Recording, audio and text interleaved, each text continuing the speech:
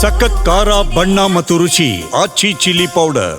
BDA ಅಲ್ಲಿ BDA ಅಧ್ಯಕ್ಷ Harris ಕ್ರಾಂತಿಯನ್ನ ಮಾಡಿದ್ದಾರೆ. ಅರ್ಕಾವತಿ ಬಡಾವಣೆಯ ಜನರಿಗೆ ನಾಡಪ್ರಭು ಕೆಂಪೇಗೌಡ ಬಡಾವಣೆಯಲ್ಲಿ ಒಟ್ಟು 784 ಬದಲಿ ನಿವೇಶನಗಳನ್ನು ಹಂಚಿಕೆ ಮಾಡಲಾಯಿತು.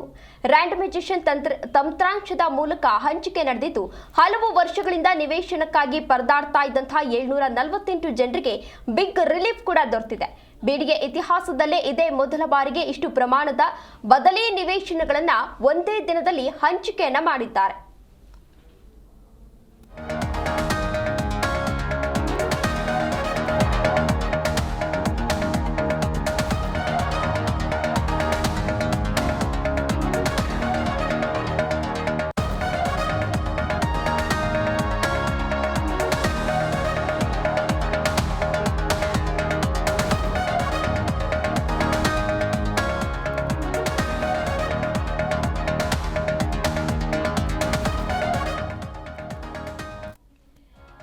ಬಿಡಿಎನಲ್ಲಿ ಬಿಡಿಎ ಅಧ್ಯಕ್ಷ ಹ್ಯಾರಿಸ್ ಈಗಾಗಲೇ ಕ್ರಾಂತಿಯನ್ನ ಮಾಡಿದ್ದಾರೆ. ಇನ್ನು ಅರ್ಕಾವತಿ ಬಡಾವಣೆಯ ಜನರಿಗೆ ನಾಡಪ್ರಭು ಕೆಂಪೇಗೌಡ ಬಡಾವಣೆಯಲ್ಲಿ ಒಟ್ಟು 784 ಬದಲಿ ನಿವೇಶನಗಳನ್ನ ಹಂಚಿಕೆಯನ್ನ ಮಾಡಲಾಯಿತು. ಇನ್ನು ರ್ಯಾಂಡಮೈಸೇಷನ್ ತಂತ್ರಾಂಶದ ಮೂಲಕ ಹಂಚಿಕೆ ಈಗಾಗಲೇ ನಡೆದಿದ್ದು, ಹಲವು ವರ್ಷಗಳಿಂದ ನಿವೇಶನಕ್ಕಾಗಿ ಪರದಾಡ್ತಾ ಇದ್ದಂತಹ 748 ಜನರಿಗೆ ಈಗಾಗಲೇ ಬಿಗ್ ರಿಲೀಫ್ ದೊರೆತಂತಾಗಿದೆ. ಇನ್ನು ಬಿಡಿಎ ಇತಿಹಾಸದಲ್ಲಿ ಇದೇ ಮೊದಲ ಬಾರಿಗೆ ಇಷ್ಟು ಪ್ರಮಾಣದ ಬದಲಿ ನಿವೇಶನಗಳನ್ನ ಒಂದೇ ದಿನದಲ್ಲಿ ಹಂಚಿಕೆಯನ್ನ ಮಾಡಿದ್ದಾರೆ. ಈ ವಿಚಾರಕ್ಕೆ ಸಂಬಂಧಪಟ್ಟಂತೆ ಈಗಾಗಲೇ ಮೀಟಿಂಗ್ ಅನ್ನ ಕೂಡ ಮಾಡಲಾಗಿತ್ತು. ಮೀಟಿಂಗ್ ಅನ್ನ ಮಾಡಿ ವಿಚಾರಕ್ಕೆ ಸಂಬಂಧಪಟ್ಟಂತೆ ಈಗಾಗಲೇ ಚರ್ಚೆಯನ್ನ ಕೂಡ ನಡೆಸಲಾಗಿದೆ.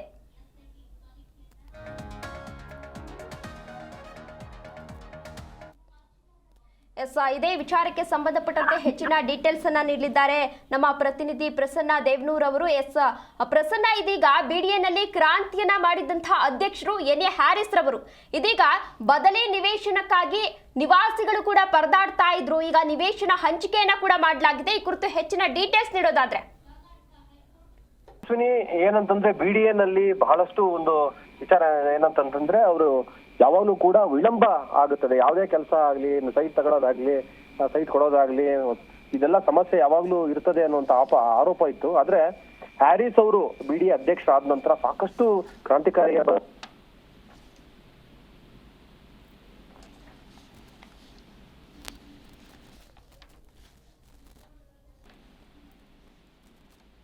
ಓಕೆ ಪ್ರಸನ್ನ ಅವರೇ, ನನ್ನ ಧ್ವನಿ ಕೇಳಿಸ್ತಾ ಇದೆಯಾ?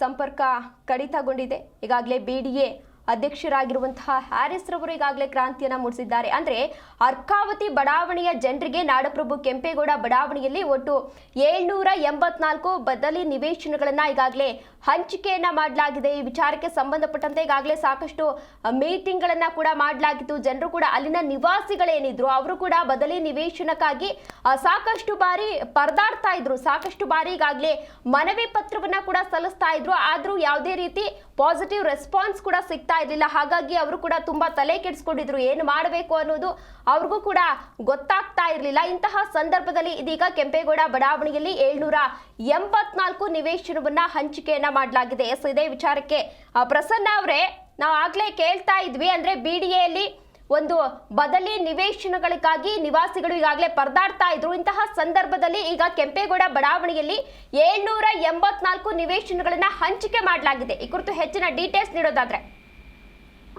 ತೇಜಸ್ವಿನಿ, ಏನಂತಂದ್ರೆ ಈ ಅರ್ಕಾವತಿ ಬಡಾವಣೆ ನಿರ್ಮಾಣ ಸಂದರ್ಭದಲ್ಲಿ ಯಾರ್ಯಾರು ಸೈಟ್ಗಳನ್ನ ಪಡ್ಕೊಂಡಿದ್ದಾರೆ, ಹಲವರಿಗೆ ಡಿಲಿಮಿಟೇಷನ್ ಇಂದಾಗಿ ಒಂದು ಸೈಟ್ಗಳನ್ನ ಅವ್ರಿಗೆ ಕೊಡ್ಲಿಕ್ಕೆ ಸಾಧ್ಯ ಆಗಿಲ್ಲ. ಹಲವು ಕಾರಣಗಳಿಂದ ಸೈಟ್ಗಳನ್ನ ಕೊಟ್ಟಿರೋದಿಲ್ಲ. ಅವ್ರಿಗೂ ಬದಲಿ ನಿವೇಶನಗಳಕ್ಕೋಸ್ಕರ ದಿನನಿತ್ಯ ಹಲ್ದಾಡಿ ಸುಸ್ತಾಗಿರ್ತಾರೆ. ಅಂತ ಒಂದು ಜನರನ್ನ ಗುರುತಿಸಿ ಮೊಟ್ಟ ಮೊದಲೇ ಈ ಒಂದು ಅತ್ಯಂತ ಕ್ರಾಂತಿಕಾರಿಕ ಕೆಲಸವನ್ನ ಹ್ಯಾರಿಸ್ ಅವರು ಮಾಡಿರುವಂತದ್ದು. 784 ಜನರಿಗೆ ನಿತ್ಯ ಪರದಾಡ್ತಾ ಇದ್ರು ಅವರು ಬದಲಿ ನಿವೇಶನಕ್ಕೋಸ್ಕರ.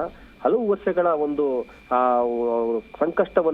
ಸಂಕಷ್ಟದಿಂದ ಮುಕ್ತಿ ಹೊಂದಿದ್ದಾರೆ ಈಗ. ಯಾಕಂದ್ರೆ 784 ಬದಲಿ ಸೈಟ್ಗಳನ್ನ ಕೆಂಪೇಗೌಡ ಲೇಔಟ್ ನಲ್ಲಿ ಇನ್ನು ರ್ಯಾಂಡಮೈಸೇಷನ್ ಸಿಸ್ಟಮ್ ಮೂಲಕ ಆಯ್ಕೆ ಮಾಡಿ ಅವರಿಗೆ ಕೊಟ್ಟಿರುವಂತದ್ದು. ಇದರಿಂದ ಏನಾಗಿದೆ ಅಂದ್ರೆ ಬಹಳಷ್ಟು ಜನರಿಗೆ ಈ ಒಂದು ಭಾರಿ ಒಂದು ಸಂಕಷ್ಟಕ್ಕೊಳಗಾಗಿದೆ. ಯಾಕಂದ್ರೆ ₹1 ದುಡಿದು ಸೈಟ್ ಅನ್ನು ತೆಗೆದುಕೊಂಡಿದ್ದಾರೆ. ತೆಗೆದುಕೊಂಡ ಸೈಟ್ಗೆ ಹೋಗಕ್ಕಾಗಿರ್ಲಿಲ್ಲ. ಆಗ ಈ ಸೈಟ್ಲಿ ಬದಲಿ ನಿವೇಶನಕ್ಕೋಸ್ಕರ ಪರದಾಡ್ತಿದ್ರು. ಹ್ಯಾರಿಸ್ ಅವರು ಇವರೆಲ್ಲರಿಗೂ ಕೂಡ ಬದಲಿ ನಿವೇಶನ 784 ಜನರಿಗೂ ಕೂಡ ವಿವಿಧ ಅಳತೆಯ ಬದಲಿ ನಿವೇಶನ ಕೊಡೋದ್ರ ಮೂಲಕ ಬಹಳ ದೊಡ್ಡ ಒಂದು ಕ್ರಾಂತಿಕಾರಿಕ ನಿಲುವನ್ನ ಮಾಡಿರುವಂತದ್ದು. ಒಂದೇ ದಿನ ಈ ನಿವೇಶನ ಕೊಟ್ಟಿರ್ತಾರೆ. ಹಾಗಾಗಿ ಹ್ಯಾರಿಸ್ ಅವರ ಕಾರ್ಯ ಎಲ್ಲೆಡೆ ಶ್ಲಾಘನೆಗೆ ಒಳಗಾಗಿದೆ. ಓಕೆ, ಧನ್ಯವಾದ ಪ್ರಸನ್ನ ತಮ್ಮೆಲ್ಲ ಡೀಟೇಲ್ಸ್ಗಾಗಿ.